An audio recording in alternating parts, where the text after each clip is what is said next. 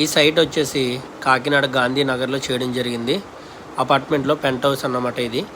ఇది స్లాబ్ అయితే కొత్తదే, బట్ ఏంటంటే వాటర్ క్యూరింగ్ అయ్యి సరిగ్గా లేకపోవడం వల్ల ఎయిర్ క్రాక్స్ అనేవి వచ్చి ఆ క్రాక్స్ నుంచి పిఓపి సీలింగ్లోకి వాటర్ దిగడం అయితే జరుగుతుంది. మేము వెళ్ళి మాయిశ్చర్ మీటర్ ఇచ్చి చెక్ చేసాము, ఎక్కడెంత మాయిశ్చర్ ఎంత వాటర్ ఉందో ఏంటని చెక్ చేసి తర్వాత ఐరన్ బ్రష్ షీట్ క్లీన్ చేయడం జరిగింది.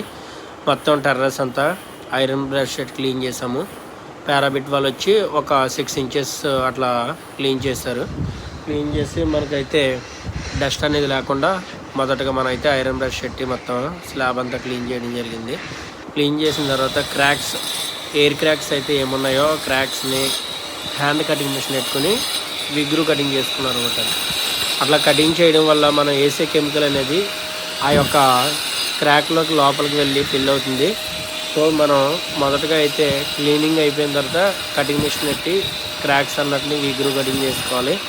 చేసుకున్న తర్వాత మనకి ఆ ట్యాంక్ పక్కనే ఇట్లా వాటర్ ట్యాంక్ నుంచి స్లాబ్లోకి రాకుండా మేము ఈ చివరి నుంచి ఆ చివరి వరకు అయితే మదర్ స్లాబ్ వరకు ఫ్లోరింగ్ అనేది చిప్పింగ్ అనేది చేసేసుకున్నాము.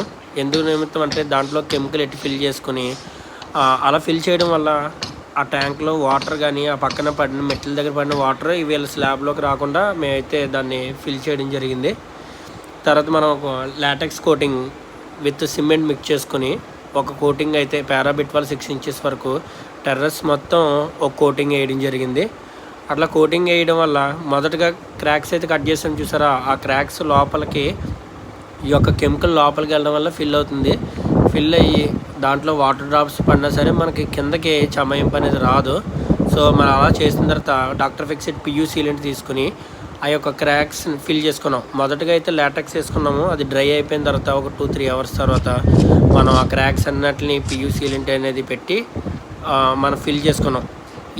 ఈ కోటింగ్ మనం లాటెక్స్ వేసిన తర్వాత పియూ అయిపోయిన తర్వాత మనం ఇది డ్రై అయిన తర్వాత 2-3 అవర్స్ తర్వాత సెకండ్ కోటింగ్ ఇప్పుడు వేస్తున్నారు చూడండి. అది సెకండ్ కోటింగే రేషియో మార్చుకోవాలన్నమాట అండి.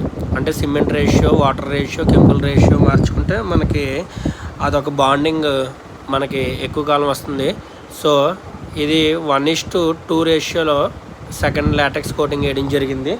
మనకి ఇది డ్రై అయిపోయిన తర్వాత రూఫ్ సీల్, డాక్టర్ ఫిక్స్డ్లోనే రూఫ్ సీల్ అని ఉంటుంది. ఇది హీట్ రెసిస్టెంట్ కూడా, అప్ టు 10 degrees వరకు హీట్ అనేది తగ్గుతుంది. మన ఇలా రూఫ్ సీల్ అనేది మొత్తం టెర్రస్ అంతా 6 ఇంచెస్ పారాబిట్ వాళ్ళు మొత్తం టెర్రస్ అంతా వేసుకోవడం జరిగింది. ఫైనల్ కోటింగ్ ఇట్లా ఉంటుంది. మీకు కూడా ఏమన్నా డౌట్స్ ఉన్నా లేకపోతే లీకేజ్ ఉన్నా నా నెంబర్కి మీరు కాంటాక్ట్ అవ్వచ్చు. నేను మీకు తప్పకుండా రిప్లై ఇచ్చి సమాధానం నేను చెప్తాను మీకు.